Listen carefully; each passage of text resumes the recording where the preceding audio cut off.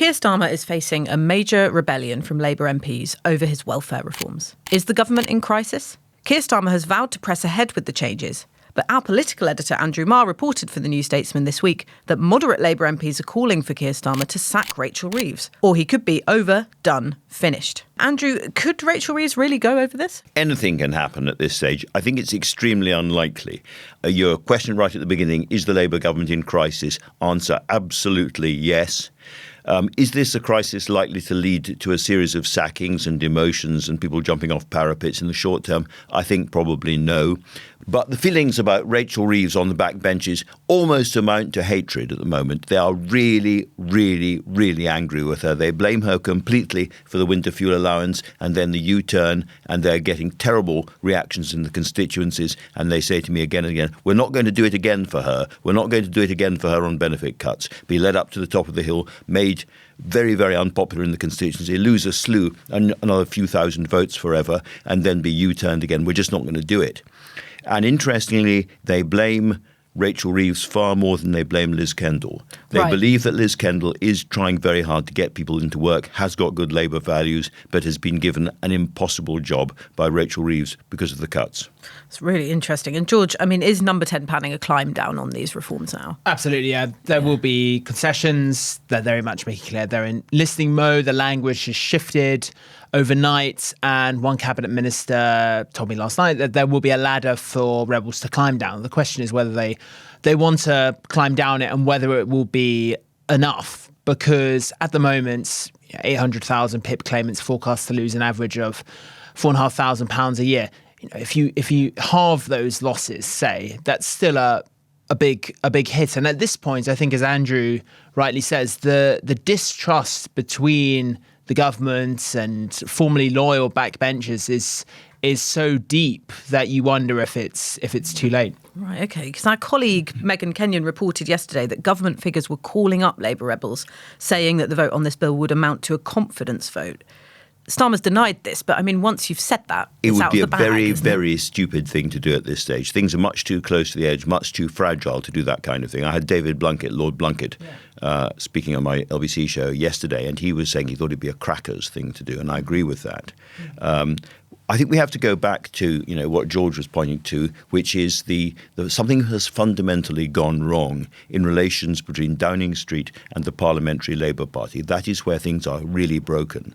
Now, I agree, they're going to give backbenchers every possibility of climbing down. And when you say to a backbencher, OK, you do this and you're going to destroy the Labour government, the Prime Minister, the Chancellor are going to have to resign, we're going to go straight into a general election, then not just because they're frightened for their own seats, but because these are loyal Labour people. They love the Labour Party. They've given their lives to the Labour Party. Often they have given up lucrative, easier jobs to be MPs. They don't want to bring everything down. And I think in the end, appeals to loyalty and the ladders that George was talking about, the relatively modest changes that I think the government will bring in at second reading, may well be enough for them to squeak through this vote. I don't think it's all over for them, but I do think it is a genuine crisis because it reveals a hole right at the heart of government, a failure right at the heart of the government. And we can talk about Morgan Mcweeny and we can talk about Rachel Reeves, but ultimately this is Keir Starmer's fault. Well, thank you for mentioning Morgan Mcweeny, because there have been a number of reports about disquiet among Labour MPs about his influence, particularly in terms of this bill. Yes, I mean, there are two recurring criticisms of Morgan Mcweeny for the party. One is that his political strategy is far too reform-focused. Senior figures in the party refer to a forgotten flank of progressive voters who are defecting in large numbers to the Greens and Lib Dems.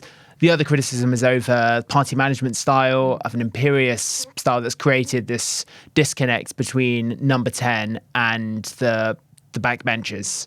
But it's worth saying that there are still many who defend Morgan Mcweeny, and as one formerly loyal Starmerite said to me last night, how many heads have to roll before people remember who the PM is? Yeah, they pin this on a lack of leadership from Keir Starmer, a government that's lacked direction from day one, and that has never made a compelling overarching case for these cuts. They were transparently driven by the need for savings.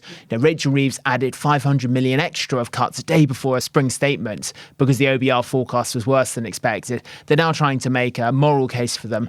All of these, some MPs say, it's just a symptom of a government that hasn't decided what its driving purpose is, and that's, if it's anyone's job, it's the PM's. Well, I think this is a big threat to Keir Starmer's reputation personally, because it was interesting in Tom, our editor's profile of him, that he basically said his ideology amounts to human dignity.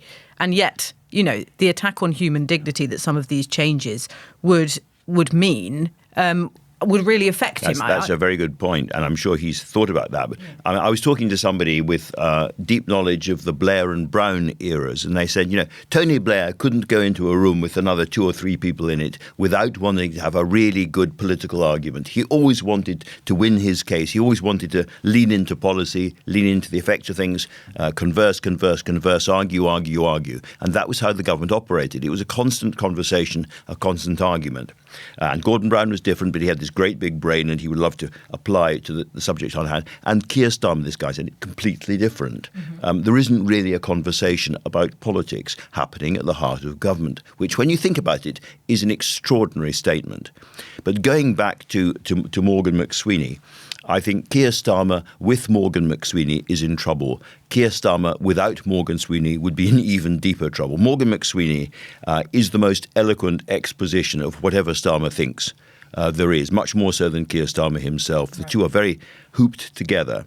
And so I don't think Keir Starmer can ditch Morgan Mcweeny, and Morgan Mcweeny should think thrice about jumping. He can't. He'd find it very, very difficult to sack Rachel Reeves because the two of them are completely connected by strategy and politics up to now. So it'd be a bit like Liz Truss getting rid of Kwasi Kwarteng. You know what's going to happen next. And following it through, Wes Streeting, who some people say is the obvious successor, I think he's probably the obvious successor, is nonetheless very, very personally loyal to and friendly with Rachel Reeves. So once you start to unpick those relationships at the top, everything falls apart. I think the other dynamic in terms of a potential leadership contest, which some MPs are already speculating about, is at the moment Angela Rayner would walk it. And her rivals know that, and so that gives them an incentive to keep things on the road. And I don't know about you, George, but I thought she was looking like somebody, as it were, flexing her muscles for an even bigger job at Prime Minister's Questions yesterday when she was standing in for Keir Starmer. And Mel Stride, who was standing in for Kemi Badenoch, was teasing her, saying, a lot of the MPs behind her, they're going to rebel against this thing, and we know perfectly well they'd much prefer her to be there every single week, And she was she threw her notes to one side and she was really enjoying the exchanges. And I thought, there's somebody who hasn't given up ambition yet.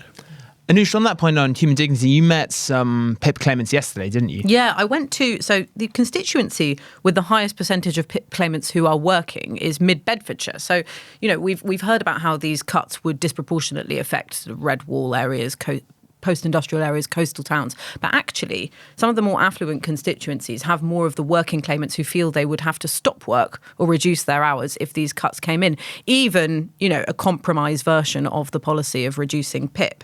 And it almost feels like the cat's out of the bag, really, on this. All of these people I spoke to in the town centre of Biggleswade in the constituency were saying, I can't believe Labour would do this. I really didn't expect this from a Labour government. So I think even if they compromise and they manage to pass the bill, I think the reputational damage is quite profound. I mean, people were crying. I could see people shaking when they were speaking to me about how much this would affect their lives. The main point is the irony that they would have to leave the work that they were doing if these cuts came in. The rationale, of course, from ministers was to get more people back into work. And that's part of the failure to explain the policy, or frankly, design the policy. Yeah. Because the incapacity benefit, freeze and then cut, is something else. You can see why when what we used to call unemployment benefit has barely moved at all. Is becoming meaner and meaner and meaner. More and more people want to go on to the more generous incapacity benefit. And therefore, you can see why you have to narrow the gap between the two.